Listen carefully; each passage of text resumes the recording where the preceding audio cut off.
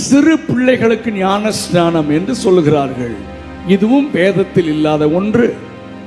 வேதத்தில் சிறு பிள்ளைகளை பிறந்த உடனே, அது கொஞ்சம் ஸ்டேபிள் ஆன உடனே அது வெளியே கொண்டு முதல்ல தேவ சமூகத்துக்கு கொண்டு வருவது வேதத்தில் சொல்லப்பட்ட பழக்கம். ஏன் கொண்டு வருகிறார்கள் என்றால், ஊழியக்காரர்கள் மூலமாக அந்த பிள்ளையை ஆசீர்வதிப்பதற்காக. ஒரு அல்லேலூயா சத்தமா சொல்லுங்க. அந்த பிள்ளை தன்னுடைய வாழ்க்கையை ஆலயத்திலிருந்து ஆரம்பிக்கட்டும், தேவ சமூகத்திலிருந்து ஆரம்பிக்கட்டும்னு அங்க கொண்டு வந்து ஆசீர்வதிக்கிறார்கள். அந்த நேரத்தில் நாம் பிள்ளைகளுக்கு பெயர் சூட்டுகிறோம், அந்த பிள்ளையை தேவனுக்கென்று ஒப்பு கொடுக்கிறோம். ஒரு அல்லேலூயா சத்தமா சொல்லுங்க. இந்த பிள்ளையை நான் தேவனுக்காக வளர்க்க போகிறேன் என்று பெற்றோர்களும் பிரதிஷ்டை பண்ணுகிற இடம்தான் பிள்ளை பிரதிஷ்டை நேரம். ஒரு அல்லேலூயா சத்தமா சொல்லுங்க. ஆமென்.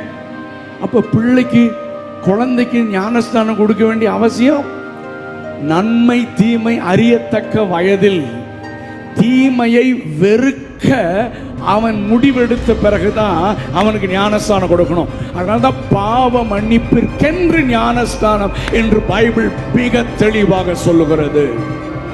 சடங்கல்ல, கிறிஸ்தவ சடங்கல்ல, சபைகளிலே இருக்கிற சடங்கல்ல.